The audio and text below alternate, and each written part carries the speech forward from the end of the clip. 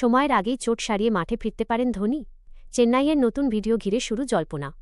IPL শুরু হওয়ার আগে চেন্নাইয়ের তরফে একটি বিবৃতিতে জানানো হয়েছিল 2 সপ্তাহের জন্য ছিটকে গিয়েছেন মহেন্দ্র সিংহ ধোনি। আচমকাই একটি ভিডিও ঘিরে জল্পনা তৈরি হল সমর্থকদের মধ্যে। কী রয়েছে সেই ভিডিওয়?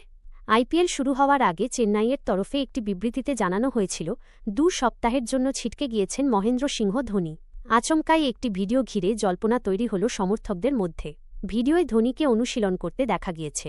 মনে করা হচ্ছে 2 সপ্তাহের আগে চোট সারিয়ে মাঠে ফিরতে পারেন তিনি।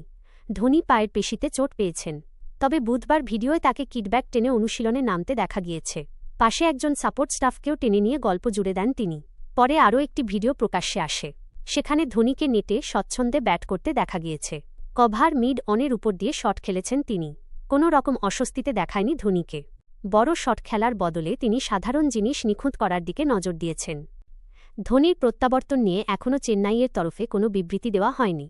ফিরলেও কোথায় তাঁকে খেলানো হবে তা নিয়েও ধোঁয়াশা রয়েছে। প্রথম ম্যাচে রাজস্থানের কাছে 8 উইকেটে হেরেছে চেন্নাই। উল্লেখ্য, চেন্নাই আগেই জানিয়েছিল ধোনি এখন রিহ্যাব করছেন। বলা হয়েছিল সম্পূর্ণ ফিট হতে তাঁর 2 সপ্তাহ মতো সময় লাগতে পারে। আগামী 11ই এপ্রিল দিল্লি ক্যাপিটালস ম্যাচ পর্যন্ত তাঁর খেলার সম্ভাবনা নেই। সেক্ষেত্রে প্রথম 4টি ম্যাচে ধোনিকে পাবে না চেন্নাই। নতুন কোনো সমস্যা না হলে আগামী 14ই এপ্রিল কলকাতা নাইট রাইডার্সের বিরুদ্ধে প্রথম মাঠে নামতে পারেন সিএসকের প্রাক্তন অধিনায়ক। তাঁর চোট নিয়ে কোনো ঝুঁকি নিতে চাইছেন না স্টিফেন ফ্লেমিংয়েরা। ধোনি খেলতে না পারলেও চেন্নাইয়ের বড় সমস্যা হওয়ার কথা নয়, কারণ এবারই সিএসকে কর্তৃপক্ষ দলে নিয়েছেন সঞ্জু স্যামসনকে। টি-20 বিশ্বকাপজয়ী ভারতীয় দলের উইকেটরক্ষক ব্যাটার ধোনির অভাব পূরণ করতে পারেন। ধোনির অনুপস্থিতি ঋতুরাজ গায়কোয়াড়ের দলের শক্তি বা ভারসাম্যের উপর প্রভাব না ফেললেও হতাশ হতে পারেন ক্রিকেট প্রেমীরা।